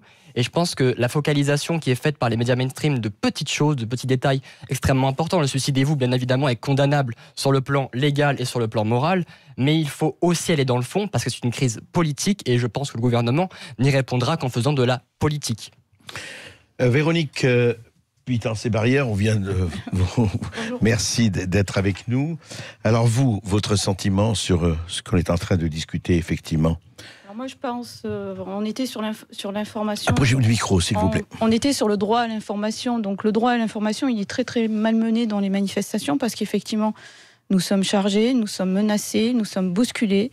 Moi, j'ai eu 3 doigts cassés, l'arête du nez cassée. Donc voilà. Bon, et je fais partie de ceux qui ont été le moins embêtés par la police. Donc avec 3 doigts cassés, du nez cassé, oui, c'est pas très... Ah ben... Si vous appelez ça pas embêté, c'est quand même quelque chose. Rappelons quand même qu'il y a 23 éborgnés. Voilà, que beaucoup 23 éborgnés, ne se sont pas arrachés, tellement émus. Hein. Voilà. Et que les grenades désencerclantes, il faut les éviter, que les gazages sont très extrêmement violents, que les gaz ne sont pas toujours les mêmes. Il y a eu des gaz qui sont beaucoup plus violents que d'autres. Vous avez participé à toutes les manifestations. J'ai couvert toutes les manifestations depuis la première. Je me suis fait casser 3 doigts à la première, dans des circonstances assez particulières. J'ai interviewé un retraité sur un banc. 5 CRS sont arrivés, nous ont chargés, le mot est de cet ordre-là, parce qu'ils ne nous ont même pas assommés de quoi que ce soit. Vous aviez quoi, une caméra? Vous aviez... Rien du tout. Ce monsieur était assis sur un banc juste à côté de la sortie du métro sur les Champs-Élysées, Étoile. Ils ont chargé, ils ont attrapé le monsieur par le col, ils me l'ont jeté dessus, ils nous ont dit maintenant on dégage. Et ce monsieur qui avait 80 ans, qui pesait 80 kilos et qui était malade, s'est redressé parce que je l'ai poussé, a foncé sur le policier et lui a dit « À mon âge, on ne me traite pas comme ça ». Et il a foncé sur le policier. À ce moment-là, le policier a levé sa matraque et j'ai mis ma main entre la matraque du policier et la tête de cet homme. C'est tout. D'accord. Donc c'est comme ça que je me suis retrouvée avec 3 doigts cassés. Ça aurait pu être pire. Voilà. Donc... moi, j'observe depuis la première manif, ce que j'ai surtout observé, ce sur quoi j'ai surtout travaillé, c'est effectivement le travail des forces de l'ordre, les infiltrations dans les manifestations, les faux gilets jaunes, les mises en scène de fin de manifestation, parce qu'il faut parler de mise en scène de fin de manifestation. Et pourquoi est-ce que j'ai été frappée par ça? Je pense parce qu'au départ, je suis réalisatrice et metteur en scène, et que ce qui m'est apparu le plus évident, c'est qu'il y avait de la figuration dans les cortèges. Voilà. Donc ce qui se passe en fait... La figuration, oui. Il y en a qui jouaient à être autre chose qu'ils ne le sont. Oui. C'est ça. Oui. On a tous été frappés par cette mise en scène. Alors la mise en scène est terrible en fin de manifestation. C'est pour ça qu'il faut se méfier des cris poussés, comme tout le monde déteste la police et suicidez-vous. J'ai été témoin des cris suicidez-vous, mais on était nassés depuis bien 1h30 sur la place de la République. Donc il faut savoir que les forces de l'ordre françaises ont inventé l'oxymore de la dispersion. C'est-à-dire qu'ils nassent les gens, ils les enferment, et après ils lancent des grenades désencerclantes pour les disperser. Donc tout est fermé, on ne peut pas sortir. Oui, dispersez-vous, mais on ne peut pas se disperser. On ne peut pas se disperser, les bouches de métro sont fermées, il n'y a aucun endroit où se réfugier, tous les cafés, tous les magasins sont fermés, ils viennent chercher des gens dans les cafés quelquefois. Donc voilà, on est dans une insécurité totale et on est dans une transgression permanente de toutes les règles et de toutes les lois. On continue Voilà. tout de suite après cette pause. Édition spéciale. Édition spéciale, le droit d'informer, le devoir d'informer, et quand on est déformé physiquement aussi, et d'ailleurs émotionnellement par un certain nombre de choses. Nous avons en ligne Gaspard Glanz. Bonjour. Bonjour. Bonjour. Alors vous sortez, je sais on en a beaucoup parlé. Vous venez de sortir de garde à vue. Gaspard Glanz, avant de raconter tout cela, est-ce que c'est la première fois que cela vous arrive comme ça? Vous vous informez, vous avez fait, paraît-il, un geste inapproprié et on vous attrape et on vous embarque? Ah non, c'est la première fois qu'on m'embarque pour un geste inapproprié parce qu'en général on m'embarque pour rien. Mais c'est pas du tout la première fois qu'on m'embarque. La première fois où j'ai fait une garde à vue de ma vie en plus, parce que je n'en ai pas fait avant d'être journaliste. Donc je vais attendre l'âge de 25 ans ou 27 ans, je sais plus. C'était une opération dans le cadre de la COP 21 d'activistes qui rentraient dans les banques pour en saisir les chaises et qui les mettaient devant les banques. Et ça s'est passé à Strasbourg, et il me semble que c'était en 2015. Et de tous les activistes, donc la police est arrivée en trombe, c'était sur la place principale de la ville de Strasbourg. Et la police est arrivée en trombe, elle a arrêté qu'une seule personne, c'était moi. Parce que j'avais la caméra qui avait filmé l'action et qu'elle voulait avoir les images des militants, quoi. Donc arrivé au commissariat, alors, en plus les militants m'avaient dit qu'ils étaient tous à visage découvert, on était dans une banque. Donc, je vais calculer le nombre de caméras qu'il y a dans la banque, ils n'étaient pas vraiment dans une optique de vouloir se protéger.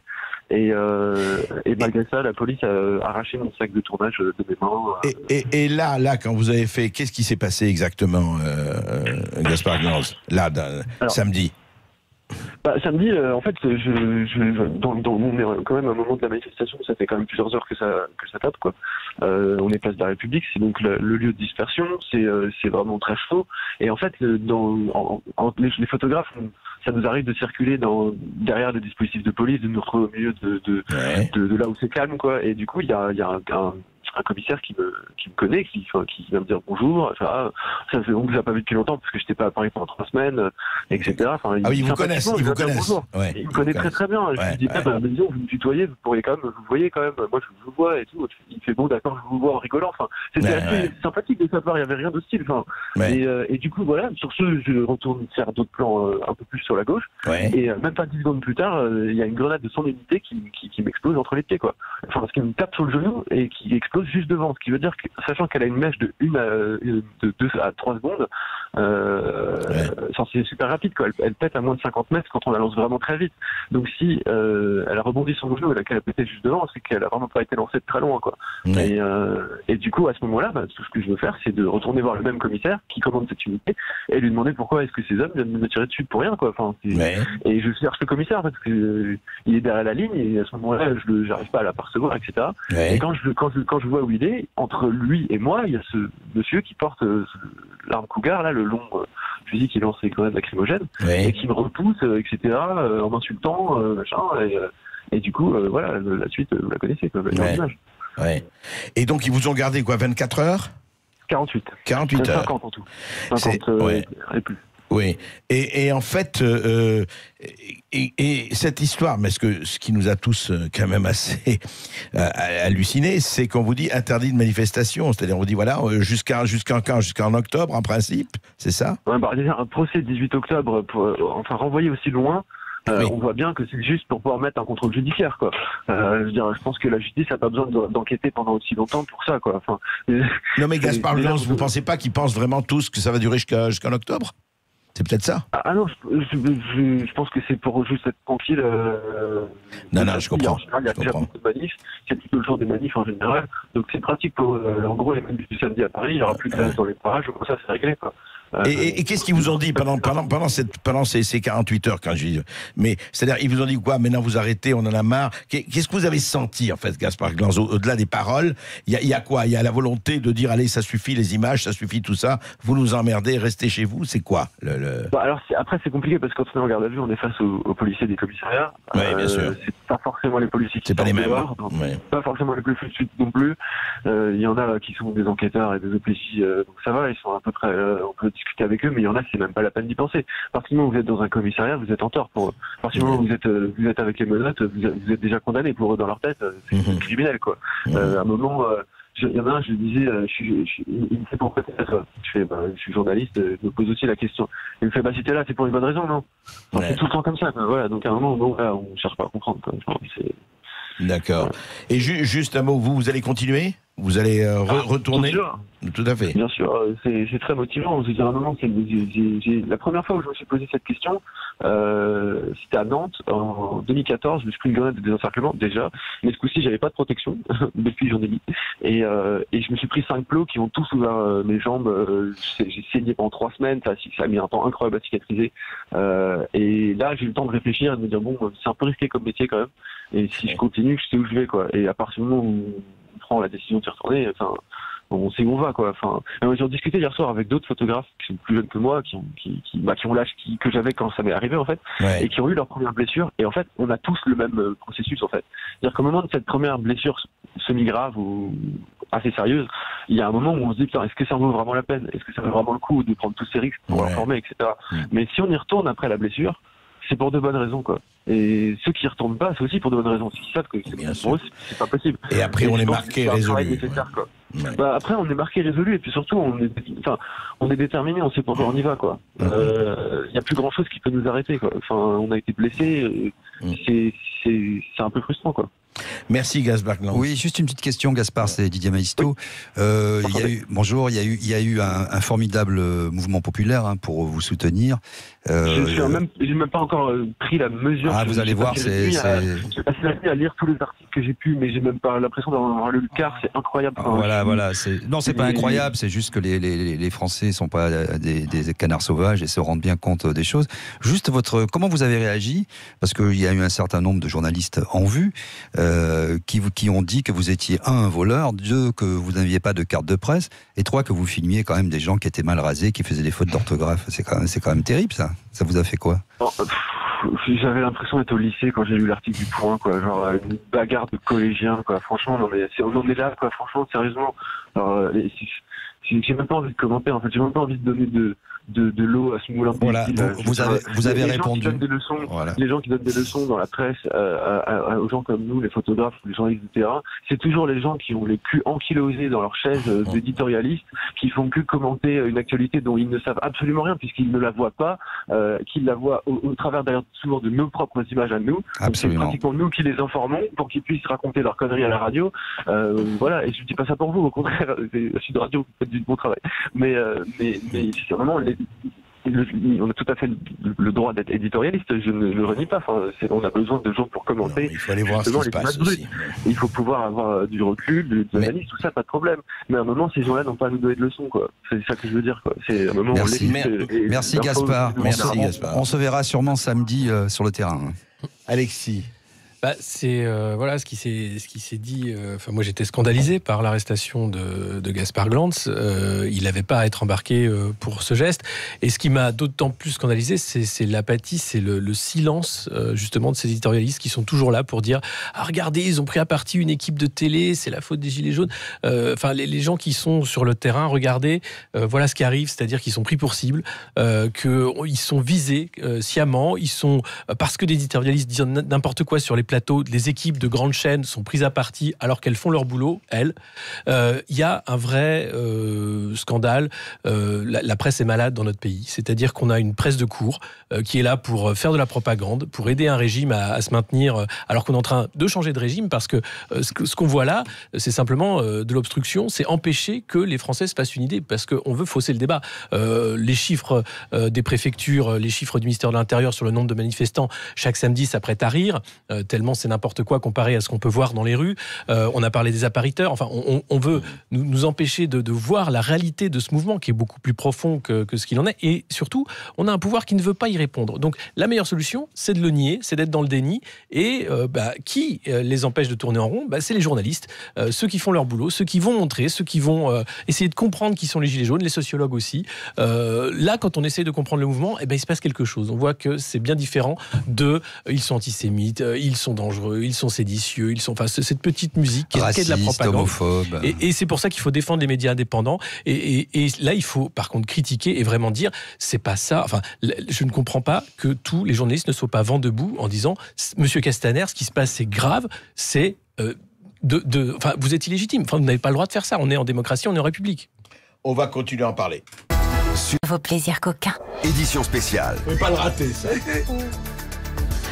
Eh bien, édition spéciale, on continue depuis midi sur Sud Radio à parler de ce qui se passe actuellement sur le plan de l'information, sur le plan des médias, sur le plan des manifestations. Et nous avons avec nous William Chamoulot. Bonjour William.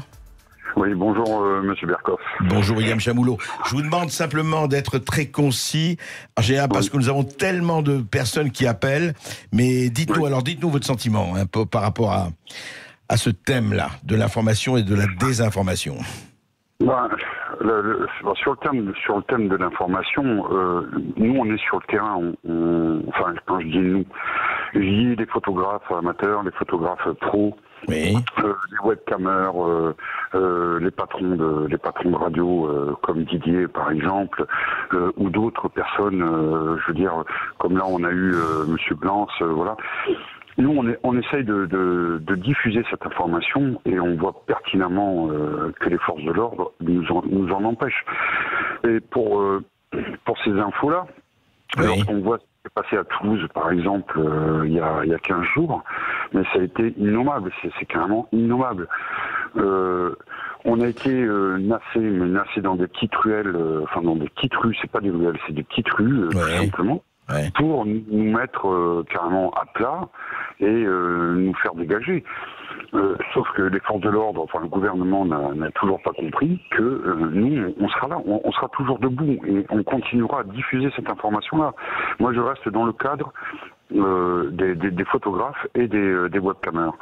Parce qu'il faut absolument que cette information, elle passe. Je ne sais pas, moi je ressasse ça dans ma tête depuis le début, c'est comment peut-on la diffuser à grande échelle sans passer par ces chaînes enfin moi j'appelle ça des chaînes de William, William Chamoulot, les réseaux sociaux sont déjà quand même assez importants, il y a quand même beaucoup de monde qui regarde, non?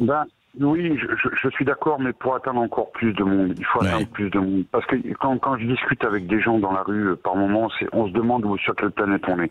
Ouais. On se demande, moi quand je reviens de Toulouse par exemple, et que le lendemain on dit mais il y a eu ça à Toulouse, mais je me dis mais c'est pas possible, où est-ce qu'ils sont? Et oui, parce que personne n'a diffusé, personne n'a répercuté. Oui.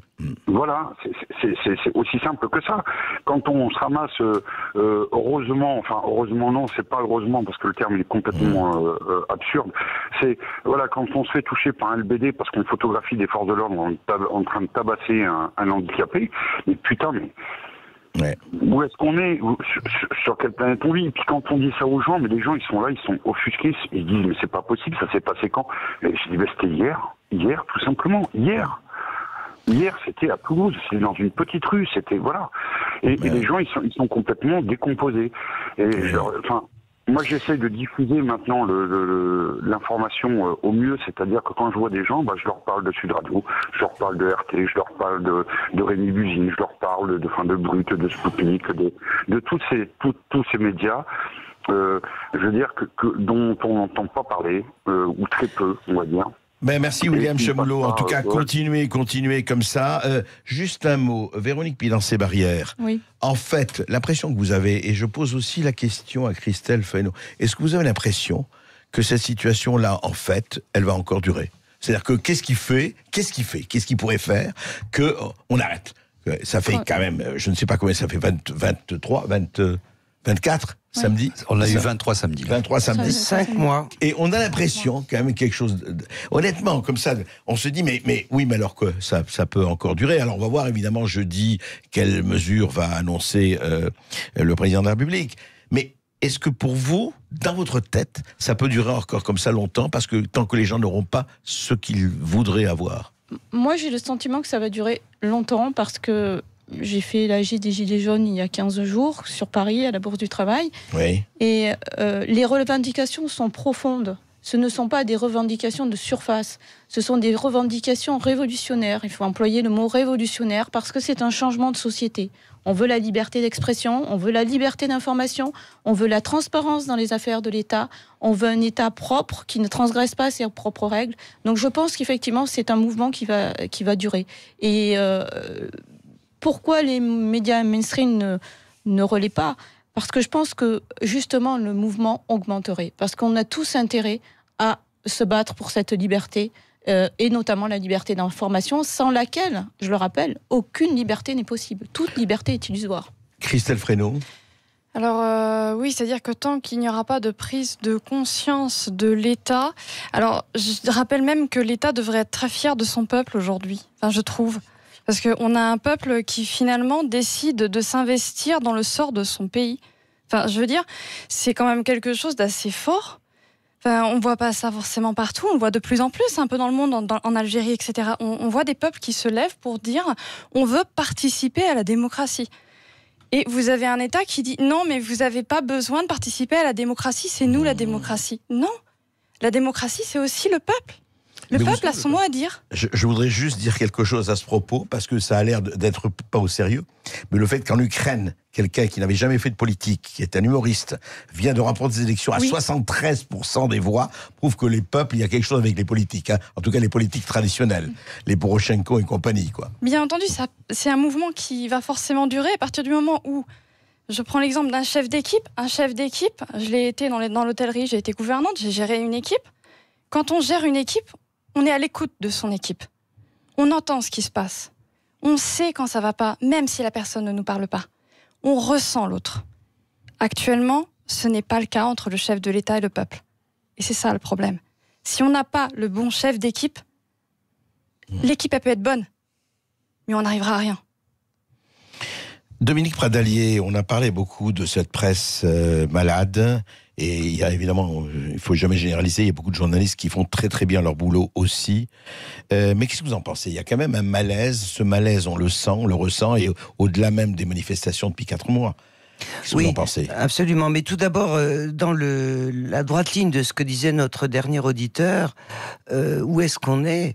La France est montrée du doigt, et avec des fermes écrits de l'ONU, de l'Europe, en disant la façon que vous utilisez pour les maintiens de l'ordre n'est pas la bonne, etc. Partout on nous regarde, et tous les citoyens qui ont été blessés, matraqués, empêchés de manifester alors que c'est un droit constitutionnel, tous les journalistes, près de 80, qui ont été empêchés de travailler, etc., ne prouvent pas qu'il y a un moment démocratique depuis 5 mois. Depuis 5 mois. 5 mois, c'est très long. En ce qui concerne les plaintes, vous savez qu'au début, nous avons eu beaucoup de problèmes avec un certain nombre d'excités se prétendant gilets jaunes ou étant gilets jaunes, je ne sais pas, contre les journalistes. Ça a été assez grave. Bon, on a déposé, les victimes ont déposé des plaintes, le SNJ est à leur côté. Et puis, ce sont les forces dites de l'ordre qui ont pris la relève, on dirait. Ouais. Et on arrive bientôt à un nombre de plaintes de journalistes plus important que ceux qui celui contre les gilets jaunes. C'est quand même insensé. Sauf qu'on n'en parle pas. Enfin, dans les grands médias, c'est un point du jamais vu. Avec évidemment le SNJ essaye de les aider et est à leur côté. Sur l'état de la profession, eh bien effectivement elle est en mauvais état. Elle est prise en étau entre des politiques qui lui crachent dessus, même jusqu'au plus haut niveau. Je me souviens malheureusement d'une phrase du président de la République disant « La presse ne cherche plus la vérité ». C'était dans le contexte Benalla, qui était quand même une phrase très très dure pour une profession qui est critiquable, évidemment, et qui demande qu'à être critiquée, mais qui globalement fait bien son travail. Et là, on s'en est rendu compte avec un certain nombre d'études qui ont prouvé que les citoyens demandent à être informés par des journalistes. Et les gilets jaunes, qui conspiaient au départ les journalistes, ont bien fait la différence entre les journalistes et les médias. Et d'à partir du moment où on a cette dichotomie, on se rend compte que beaucoup plus de journalistes qu'on imagine font leur travail, sauf que en France, il y a une omerta qui est forte, qui est de l'information sur l'information. Ouais. Et quand c'est syndical, je ne vous dis pas en plus. Et pour revenir au service public, Didier Maistre tout à l'heure a un peu bousculé. Je dirais que c'est encore le service public qui fait tous les magazines d'enquête, les caches investigations et autres, et qui reprend ce qui est interdit et censuré dans le privé. Donc je veux dire, là aussi il y a des bagarres. Il faut beaucoup plus aider les rédactions, que ce soit le service public ou ailleurs, à pouvoir triompher avec leur conscience. Nous avons deux propositions fortes là-dessus. Une qui est de redonner à une rédaction une reconnaissance légale qui lui permet d'être un tout et de pouvoir parler en collectif pour pouvoir s'opposer au marketing, aux pressions de toutes sortes, etc. Et la deuxième, c'est un conseil de presse français, paritaire, ça existe dans presque tous les pays d'Europe, journalistes, éditeurs et société civile, qui pourraient être saisis des dysfonctionnements, enquêter, émettre un avis qui serait publié dans le ou les médias concernés. Voilà. Vaste programme, mais effectivement... Ça demande très peu d'argent, ça demande juste un peu de courage politique et voilà. Et comme vous le savez, le courage politique n'est pas la chose du monde la mieux partagée. Oui. Mais ne désespérons pas. Ne désespérons pas. C'est clair. Sud, la bonne idée radio. Édition spéciale. Eh bien oui, édition spéciale, et vous savez, vous n'avez aucune excuse pour ne pas nous écouter, même si vous n'êtes pas en direct, même si vous êtes très occupé. Vous avez le podcast, vous avez le Facebook Live, vous avez YouTube, donc tout est là, et si vous n'avez pas pu écouter en direct, mais je sais que vous êtes très nombreux en direct, eh bien vous nous réécouterez, parce que franchement, ça vaut le coup. Nous parlions justement de Dominique Pradalier et un auditeur, plusieurs auditeurs. Est-ce qu'on va arriver, Alexandre Langlois, est-ce qu'on va arriver à se jouer la police après avoir dit « j'aime la police ». Je me rappelle de Renaud qui disait « j'ai embrassé un policier, moi, Renaud, etc. » Il embrasse Macron maintenant. Il a changé, il embrasse Macron. Oui. Comme Lavilliers. Mais à chacun ses perversions, Didier. Ouais, oui, c'est les barbares, ce sont les nouveaux barbares. On n'a pas de boule de cristal sur l'avenir. Les derniers sondages, on fait se dire ce qu'on veut au sondage ou à prendre toujours avec des pincettes, mais la majorité de la population française continue d'apprécier sa police. Bien sûr. Après, il y a toujours plusieurs choses à voir dans le travail de la police. C'est qu'on met la police dans le même sac. Là, il y a un prisme. Faut pas généraliser. Voilà, le prisme maintien de l'ordre, c'est 10% des missions de la police, grand maximum. Il reste toutes les autres missions qui sont assurées quotidiennement. Donc on ne peut pas savoir qu'est-ce que ça va être. Par contre, effectivement, il y avait une fracture qui va se creuser si on continue de mal nous employer. Ça a bien été dit tout à l'heure, si jamais on est un chef d'équipe qui n'est pas bon, forcément, on aura beau être les meilleurs du monde sur le terrain, avec les meilleures convictions du monde qu'on veut, on ne sera pas employé dans le bon endroit. Quand on nous parle tout à l'heure de nassage, en disant en France, on nasse les gens et on les gaze pour leur demander d'être évacués, les seuls qui savent que la place est nassée, c'est ceux qui sont dans la salle de commandement. Sur le terrain, nos collègues barricadent. Les policiers ne savent pas. En fait, ils bloquent une rue, ils savent qu'ils bloquent une rue, et pour eux, c'est impensable. On a eu l'expérience qu'on a des gens qui sont à la fois du côté maintien de l'ordre et du côté gilet jaune, parce qu'on est solidaire du mouvement depuis le début, en disant, en fait, oui, quand on veut sortir, on ne peut pas. Et les seuls qui savent réellement qu'on ne peut pas sortir, c'est la salle de commandement. Et ça n'a pas changé. Tant qu'on ne changera pas ces méthodes, et ce que je disais tout à l'heure, tant que les gens qui seront aux commandes ne sont pas poursuivis, on ne changera rien sur le terrain. Et c'est cette fracture-là qui va s'accentuer, parce que finalement, il y a deux équipes de lâches. C'est ce que j'explique à chaque fois. Deux équipes de lâches qui s'opposent. D'un côté, on a ce qu'on appelle les casseurs, nous préfère parler de délinquants et criminels, qui s'infiltrent dans les manifestations. Donc là, en l'occurrence, des Gilets jaunes, mais c'est pas un mouvement nouveau. Ils l'ont fait pendant la loi travail, ils l'ont fait dans les manifestations précédentes. Et à chaque fois, on a l'impression qu'on les laisse faire. Donc ces gens-là, en fait, ils attaquent les forces de l'ordre et nos collègues, et après, ils vont se cacher dans les manifestants pacifiques. Voilà. De l'autre équipe de lâches, c'est le gouvernement. C'est-à-dire que plutôt que prendre des mesures politiques, ils nous envoient au casse-pipe tous les week-ends, en disant vous allez être la première ligne, vous allez être notre rempart, et nous on va pas avoir besoin de répondre aux problèmes de fond, parce que finalement les images qu'on va garder, c'est justement ces images de violence qui vont être montrées dans tous les sens, et être expliquées, et personne ne va parler du fond. Donc au bout d'un moment, ces deux équipes, parce qu'on leur dit, si les agriculteurs sont capables d'aller mettre du fumier devant l'Élysée à 5h du matin en tracteur, je veux dire, si les gens veulent s'en prendre aux bonnes personnes, qu'ils aillent faire la même chose devant l'Élysée, qu'ils nous laissent tranquilles assurer la sécurité de la population. On assurera la sécurité de l'Élysée convenablement, effectivement. Mais ce que je veux dire, à ce moment-là, on pourra se battre, entre guillemets, défendre la République avec des gens qui sont venus casser. Et à côté de ça, laisser les manifestants pacifiques manifester tranquillement et nos collègues en paix sur ces manifestations qui ne veulent surtout pas intervenir. Donc on demande à ces deux équipes de ficher la paix aux 99% de la population. Et tant qu'on n'aura pas résolu tout ça, effectivement, une fracture va se creuser, une fracture finalement factice et créée de toutes pièces. Ouais, problème d'un courage et problème politique et problème de courage, effectivement, oui. C'est une fracture sûr, qui est en plus créée et entretenue par les médias. Parce que quand on prend de la manifestation de samedi uniquement cette phrase « suicidez-vous » et qu'on montre que ça en épingle dans toutes les rédactions en disant « voilà, regardez, c'est ça, les gilets jaunes », c'est volontaire. C'est-à-dire qu'on veut là ne pas parler des revendications. Il y a eu la ligne jaune, il y a eu le vrai débat des gilets jaunes avec une centaine de revendications. Tout est écrit et vous avez des manifestations pacifistes et des gens qui ne sont pas là pour ça. Et on cache pendant des mois les violences policières également. Il a fallu des mois et des mois de forcing pour qu'on arrive à en parler. Donc c'est une violence contre une autre. Je minimise pas le côté bien sûr casseur, etc. Mais il y a une volonté d'orienter le débat justement au sein de la population pour ne pas montrer ce qu'est ce mouvement en profondeur. Parce que j'ai juste rebondir sur le suicidez-vous. C'est effectivement grave, c'est un délit de dire ça. Voilà, donc il n'y a pas de question grave, à ça. C'est lamentable. Par contre, c'est lamentable, etc. Donc nous, on va sans doute se porter partie civile. La vraie question, c'est pourquoi on en fait tout un pataquès sur ça. Et la réponse, par exemple, politique de notre ministre a été c'est ignoble, c'est une ignominie, c'est une honte. C'est pas ce qu'on attend. Ce qu'on attend, c'est pourquoi ces personnes n'ont pas été interpellés sur place, présentés à la justice pour que la justice fasse son travail. Parce qu'après, on nous dit vous gardez les gens en garde à vue, etc. Je rappelle quand même une chose très importante en France. La police présente les gens à la justice et la justice, c'est sous ordre du procureur qui décide ou pas de prolonger les gardes à vue. Oui, c'est pas la police. C'est pas la police qui décide. Donc, et la justice. police, je rappelle juste sur ça, c'est que par exemple sur des gardes à vue qui peuvent se prolonger 48 heures, comme pour le cas de Gaspard Glanz, c'est le procureur qui va décider. Et M. Macron et Mme Belloubet ne sont jamais cachés de dire qu'ils étaient aux ordres du pouvoir. Les policiers exécutent les ordres de la justice également.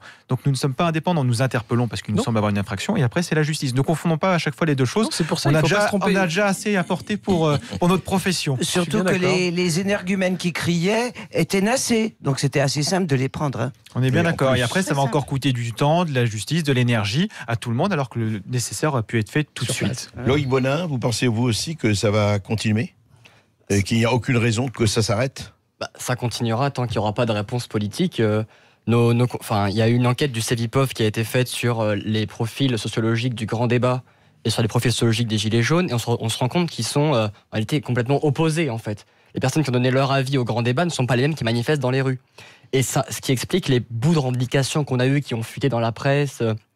Et ce qu'on retient aujourd'hui, c'est sur le travail, c'est la fin des 35 heures, c'est peut-être un peu plus de travail avant la retraite, la suppression du jour férié, ce qui me semble pas être des éléments qui ont été particulièrement cités dans le mouvement des Gilets jaunes. Ou alors vraiment, je me trompe réellement. Mais et en fait, la question de savoir si ça va durer, ça sera une question de savoir quand est-ce que la réponse va arriver.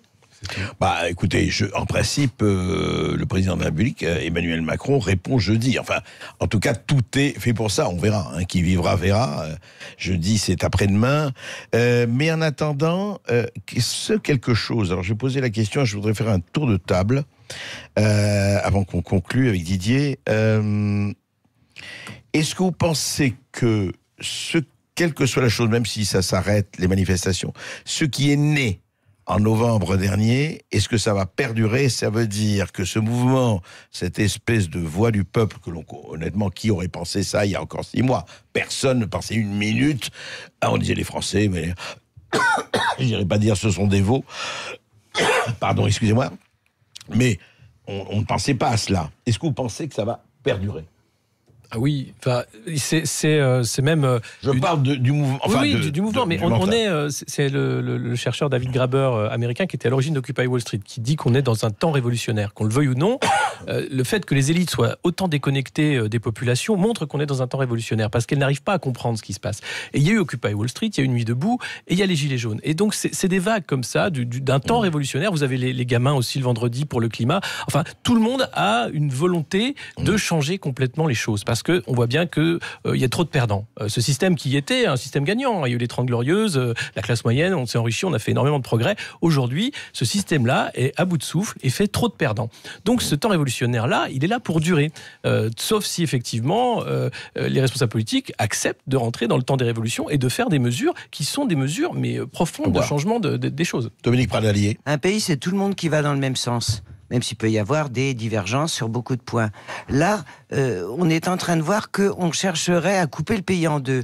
C'est grotesque, c'est dangereux et c'est faux. Et je crois que le mouvement des Gilets jaunes est une lame de fond et elle ne s'arrêtera pas comme ça, D'autant plus que la majorité des gens qui portent des gilets jaunes ont réappris la solidarité, le voisinage, les demandes partagées. Et quant aux journalistes, eh bien, il y a eu beaucoup de discussions dans les rédactions, il y en a encore beaucoup, sur quel type d'infos on met à l'antenne. Eh bien, pour ces 2 points-là, déjà, moi, je trouve que c'est formidable. Christelle Fresneau. Alors je dirais que c'est une résistance de l'âme, donc non, ça ne disparaîtra pas. Peut-être que même après, ça permettra justement à chaque individu qui fait partie du peuple de se dire que l'on peut agir pour son pays. Quoi qu'il arrive, on est en France, que l'on soit né en France ou pas d'ailleurs. À partir du moment où on a des valeurs humaines, on les porte fièrement et on va lutter pour elles, que ce soit par les mots, que ce soit par l'écrit, par le dessin, par la voix. C'est une réappropriation du citoyen en France. Véronique, et dans ces barrières. Alors moi, je pense que ce mouvement va durer, et je le souhaite, fondamentalement et profondément, parce qu'il faut changer les institutions, parce qu'une police qui agit comme elle agit, et je reviens sur les propos d'Alexandre Langlois, ce n'est pas elle la responsable. C'est un choix politique fait en haut lieu, et donc les responsables, c'est vraiment une politique liberticide. Pour notre choix, pour une autre raison, c'est que la liberté de l'information est très très malmenée en ce moment. Le journaliste Julian Assange a été arrêté à Londres comme un vulgaire voleur. Il a été, on l'a déchu de son asile politique. On l'a mis dans une prison pour terroriste. Il est privé de l'accès à ses avocats. Donc, qu'est-ce qui se passe aujourd'hui ? C'est qu'aujourd'hui, on revient sur votre sujet, c'est l'information. Vous n'avez plus vous parlez, mais vous n'avez plus droit à l'asile politique pour vous protéger. Les droits de l'homme n'ont plus de valeur parce que Theresa May a fait en sorte qu'il n'en ait plus, donc il ne vous protège plus. Et en plus, on vous prive de vos avocats, donc vous n'avez même plus votre droit de défense. Donc aujourd'hui, il est souhaitable que ce mouvement perdure, que nous nous mettions tous à nous battre, parce que nous, les journalistes, nous, les lanceurs d'alerte, nous sommes très, très, très, très en danger. Et sur une manif, on le voit très bien, parce qu'un bouclier contre un appareil photo, c'est pas l'appareil photo. Et je rappelle simplement que la presse et tous, nous avons beaucoup utilisé et profité des révélations de Wikileaks et de Julian Assange. Exactement. Ne l'oublions pas, nous en avons fait notre pain quasi quotidien. Il a eu beaucoup de successeurs. Et il a eu beaucoup de successeurs, absolument. Alexandre Langlois. On aimerait bien que ça ne dure pas. Ça dure pas parce que c'est vrai que les problèmes seraient résolus pour tout le monde et tout le monde préférerait être ses week-ends en famille. Malheureusement, a priori, les consignes politiques vont pas dans ce sens-là, les signaux qu'on nous envoie. Après, le problème qu'on rencontre, c'est que même au sein de la police, nous on travaille en interne pour essayer de faire évoluer les choses, parler. Et effectivement, entre policiers, on peut discuter de choses et d'évolution de la société, de savoir comment on peut améliorer le pouvoir d'achat, comment on est utilisé. Le problème, c'est qu'il y a une répression. C'est la première fois qu'on voit ça sous un gouvernement de la Ve République, qui est même contre les syndicalistes dans la police. Ça n'est jamais arrivé de passer en conseil de discipline pour des propos tenus en tant que syndicaliste pour des positions syndicales. Et la fissure commence à s'aggraver sur les lois liberticides, notamment la loi par exemple anti-casseurs. Même des syndicats qui sont plus historiques, plus l'UNSA Police, ont pris des positions en disant que ça commençait à être vraiment n'importe quoi. C'est-à-dire qu'on passe des limites, mais vraiment trop loin. C'est-à-dire que, par exemple, même pour les conseils de discipline, même le syndicat Alliance a dit on ne peut pas siéger pour sanctionner des syndicalistes. Donc, il y a vraiment une réflexion dans la police, ça agite dans la police, et maintenant, c'est aux vraies questions, le gouvernement de se poser les vraies questions. On ne change pas le peuple, on change le gouvernement ou les idées ou la façon de gouverner. Il y en a qui pensaient qu'on pouvait dissoudre le peuple. Loïc Bonin, je dirais pas d'une phrase, mais c'est important. Vous savez, James Baldwin avait écrit La prochaine fois le feu, il y a 40 ans, au moment des émeutes de Watts en Amérique. Vous pensez que les affrontements sont devant nous et pas derrière ? Ils sont derrière nous parce qu'il y a eu des affrontements, mais ils sont peut-être aussi devant nous si malheureusement il n'y a pas réponse. Et effectivement, je suis d'accord, on souhaite qu'il y ait réponse. On n'est pas satisfait d'aller tous les samedis en manifestation. Personne veut le chaos. Prendre les risques qu'on prend en allant manifester. Après, si la question est de savoir qu'est-ce que révèle ce mouvement social, elle révèle une vraie fracture, une fracture sociale entre les nouvelles classes populaires et une élite politique qui est décriée par les manifestants. Le haut nous méprise, nous le bas. Une fracture territoriale avec ce réveil de France périphérique. Oui. Il va falloir apporter des solutions pour éviter que le feu ne vienne. Didier Maisto. Oui, on se rend compte, André, que finalement, tous ces mots qu'on met au frontispice, démocratie, liberté, égalité, fraternité, ce ne sont pas des concepts abstrait, et on se rend compte que quand il nous manque, c'est tout le pays qui va mal. Et aujourd'hui, le pays va mal, la France est un vieux pays, c'est un pays compliqué, c'est un pays difficile à gérer, Les Français sont rétifs, ils sont un peu révolutionnaires, mais ça, on le sait avant. Donc, sans prendre effectivement à la liberté de parole, sans prendre au droit d'informer, c'est quand on n'a plus rien à dire et qu'on n'a pas de réponse politique. Et là, on passe de la démocratie à autre chose, à un système, je dis pas policier, mais un peu plus réglementé. Vous avez vu, moi j'ai eu mon compte Twitter suspendu parce que j'ai dit un certain nombre de choses. Et depuis mon live de samedi où j'ai décrivé l'acte 23, je suis bloqué sur tous les groupes Facebook. J'ai été visé, mais pour l'instant il m'est rien arrivé, mais on est des cibles pour un certain nombre, pour le pouvoir potentiel, parce qu'on informe. Je rappelle quand même 23 éborgnés, 5 mains arrachées. J'étais avec Jérôme Rodriguez, j'ai vu des gens tomber, et je peux vous dire que ça vous marque à vie. Moi, je trouve Jérôme Rodriguez bien pacifique et bien résilient, parce que si ça m'était arrivé, je ne sais pas comment j'aurais réagi et comment je réagirais. Et donc, c'est là quand même la première fois en France où je vois des Français tirer sur des Français, et ça restera une tache dans l'histoire de notre pays. Il faut que cette tache ne soit pas indélébile, mais qu'on puisse l'effacer par une réponse politique. Et la laver, cette tâche, très vite. Merci à vous tous. Cette émission spéciale de Berghoff dans tous ses états touche à sa fin. Aujourd'hui sur Sud Radio, tous ceux qui ont écouté peuvent se procurer le podcast sur sudradio.fr. Vous pouvez aussi vous procurer la vidéo sur le Facebook Live de Sud Radio. Merci à tous nos invités. J'aurais du mal à tous les citer, mais vous étiez très nombreux également à nous appeler au 0826 300 300. La journée continue sur Sud Radio. Et puis, après la liberté d'information, écoutez, place à la liberté d'avoir une vie amoureuse et une vie sexuelle plus épanouie. Vous l'aurez compris, nous retrouvons Brigitte Lahaie dans quelques minutes sur Sud Radio. Excellente journée à vous tous.